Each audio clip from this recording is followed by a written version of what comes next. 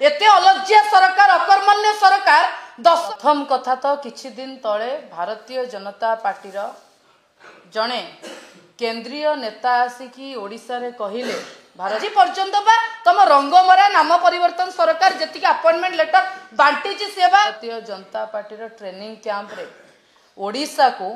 कुआड़े माने यूपी आउ बिहार मॉडल करने को जाउछंती मेला खोलंती जदि जेमिति आमे आगुरु कहितलु बड़ भाई चिन्मय साहू महोदय कहिथिले दरकार पड़िले गोटे बेकरे रेड चार्ट मंत्री माने लगेई बुलंतु एई चाकरी पई छि ना आज्ञा एमाने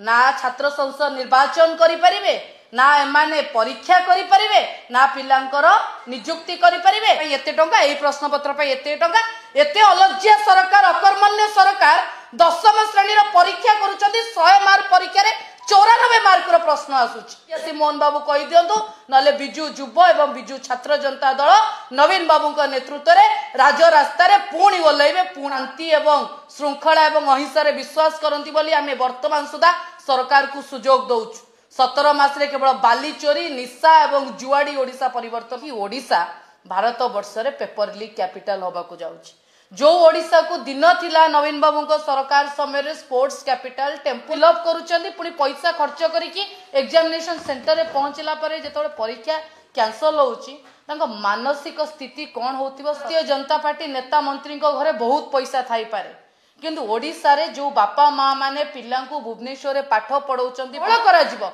पूर्व विधानसभा रे डिक्लेयर होउची 70टी नुआ मद दुकान खोला जिवो एवं प्रति विधानसभा रे गोटे कॉमन जिंस चलीची कोटी टंका जोरिमाना 10 वर्ष जेल दंड केते जनंकु करिचो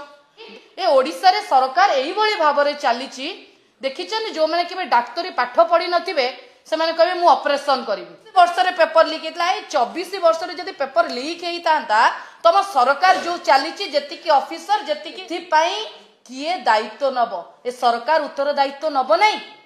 प्रश्न पचारिले अलज्जिया मुहरे बथ भलिया बीजेपी प्रवक्ता माने कहउचली।